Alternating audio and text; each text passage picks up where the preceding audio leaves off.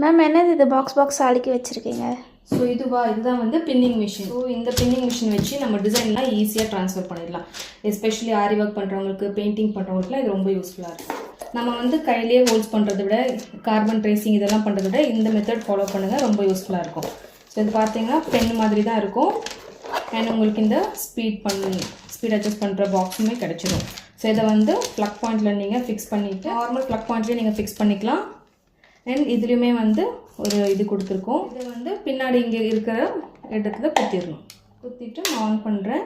And இங்கேயுமே நீங்கள் speed வந்து அட்ஜஸ்ட் பண்ணிக்கலாம்.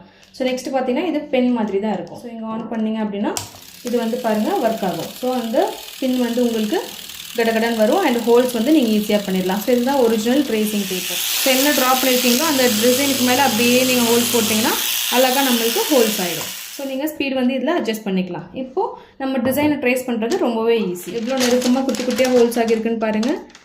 ஸோ இந்த அளவுக்கு நம்மளுக்கு ஹோல்ஸ் இருந்தால் தான் நம்மளுக்கு டிசைன் வந்து நீட்டாக ட்ரான்ஸ்ஃபர் ஆகும், ஸ்மஜ் ஆகாமல். ஸோ இப்போது நீங்கள் பேப்பரை திருப்பிட்டு பாருங்கள், ஜஸ்ட்டு நல்லா டைட்டாக பிடிச்சிட்டு நார்மல் சாக் பீஸை வச்சு, டெய்லரிங் சாக் வச்சு நீங்கள் ரப் பண்ணிங்கன்னா உங்களுக்கு ஈஸியாக டிசைன் வந்து ட்ரான்ஸ்ஃபர் ஆகிடும்.